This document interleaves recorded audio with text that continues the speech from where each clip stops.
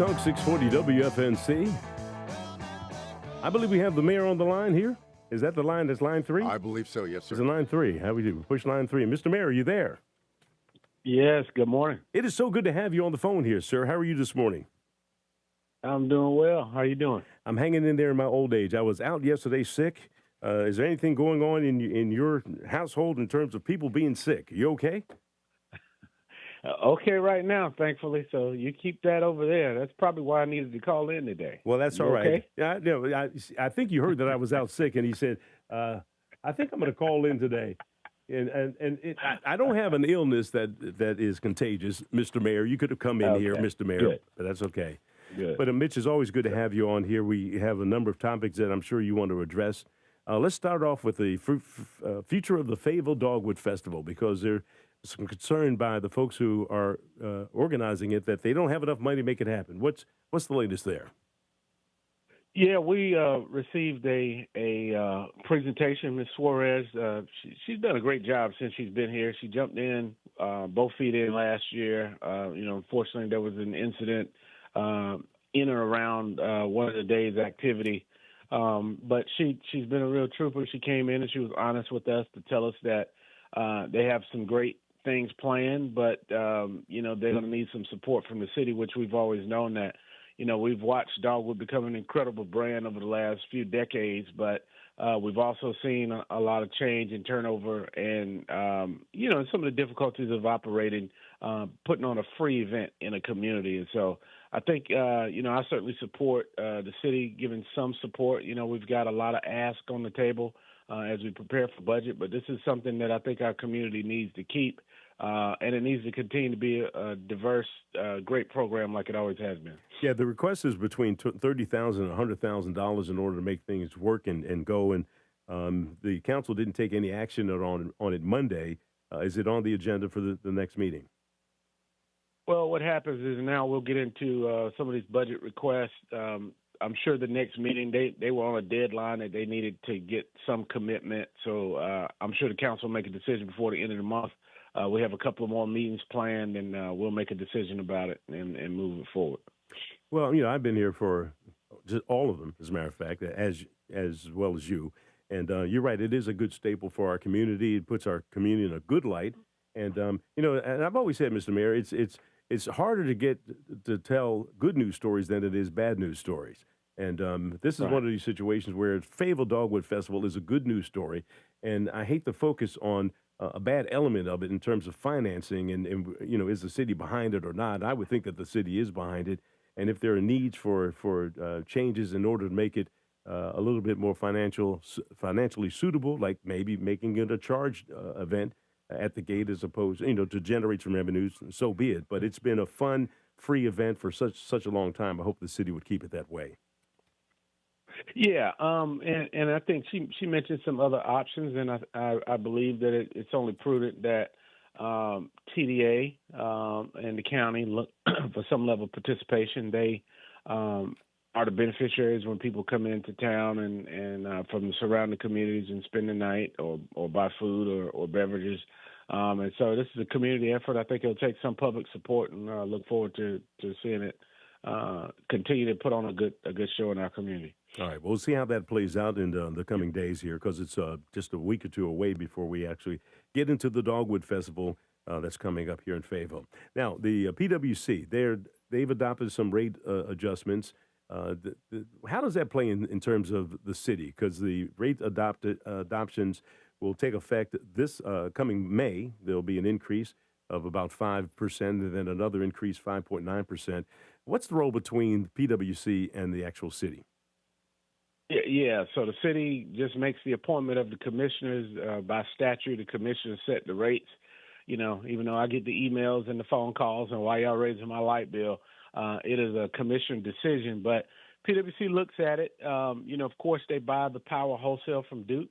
Duke has a rate increase that they are authorized every so often by the state. I think they're passing that along, and that's how it works. They pass it along.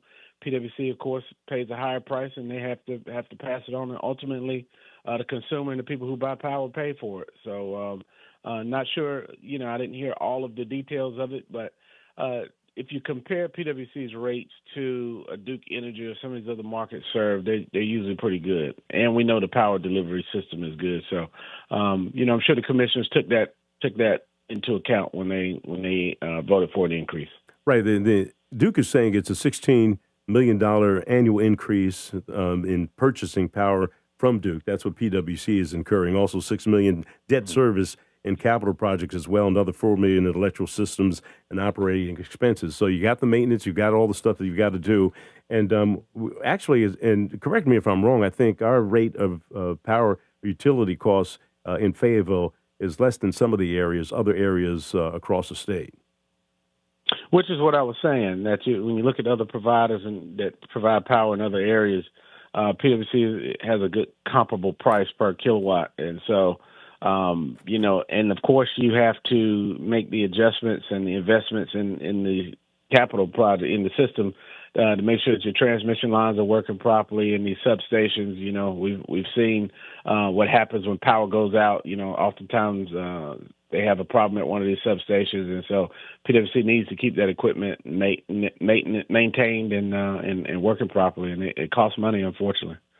Well, okay, and talking about costing money, there was a report out. I did a story on this, I think, earlier this week or last week about the city maintaining a strong financial position, and after a state audit and everything, and keeping the property taxes in its lowest rate in the past 30 years. You want to talk about that a little bit and tell us what that's about? Yeah. So, of course, we take pride in that. The council, we received a strong bond rating from Moody's and Standard & Poor's. We just issued some of the money from the $97 million bond to kind of reimburse ourselves for projects that we had done, but we got a great rate, which caused us to get it at a premium. And so we generated an additional $1.5–2 million for having good credit. And that speaks to the financial health of the city. On our audit reports, a few years ago, we had a couple of reports that went in late, but it showed each time that we were structurally sound financially, and that Standard & Poor's and Moody's agrees that our credit is good. And so our reserves, they look at your reserve levels. They look at to make sure that you can pay your bills and your obligations, and they look at your balance sheet. There's not a lot of debt on the city's balance sheet. And so all of those things played into a good credit rating, and the taxpayers were the beneficiaries of it. All right. I've covered a couple of topics I wanted to talk about. What's on your mind this morning? Well, we had a long meeting yesterday, but very necessary. We talked about our senior literacy program. It was an initiative I brought to council a few months back to where seniors learn and become more familiar with technology. And so the staff came back to us with some ideas during our special meeting as to how they plan to roll that out. They're going to purchase some additional iPads and charging stations. Classes are now offered on Thursdays in both senior centers. They're looking to expand that to Saturdays and other days. Working with our Council of Older Adults, look to possibly see if we can scale that up by giving them the equipment or money or both. Also, our Fayetteville Youth Council has agreed to get some of their community hours in to teach seniors how to use technology. And this has been well received. Anytime I've said it out and about during the campaign trail, it was a recurring message I heard from my seniors. And so we're looking forward to rolling that out. There are a lot of scams out here and a lot of new technology changes, and we just want to make sure our citizens are prepared and well educated. Well, you make a very good point with that. I was out at the food line last night, just minding my own business, gathering some stuff, and someone recognized me and said that they wanted my phone number. And do I have a card? Well, I don't carry cards anymore. It's on my phone. So I open up an app, and all you have to do is take a picture. Well, you just scan the app, and then all of a sudden, all of my information is on your information. And this person was a senior, and they did that, but they were having a very difficult time on making that transfer, which is normally a pretty normal and easy thing to do if you're into the technology. But you make a good point that there needs to be some training and availability for seniors to understand, because we are headed to a cashless society. When was the last time you saw somebody writing a check at a grocery store or something? Yeah. No, I'm asking. It's Yeah, been a long time. yeah, it's been a long time. Yeah, it's been a long time. I mean, I'm still in business, so there's a few opportunities that you have to mail checks just for business bookkeeping purposes. But for the most part, everything's online, electronic payment, and like you said, it's a cashless society that we're moving to. And the thing about it, Gilbert, is I didn't know this. You could just hold your phone next to someone's and they'll transfer your information. So imagine, well, that's dangerous too. How susceptible people are. Yeah, how susceptible people are to scams and things like that. So these are the kind of things that we want to make sure that our seniors and everyone else is well equipped on, so that they know that, and the city feels that it's our role to be a good partner in that. Yeah, and you have any other thing you want to talk about? I want to backtrack to one thing that's coming. I'll give you a little bit more time here. Yeah, and then also yesterday we covered something too.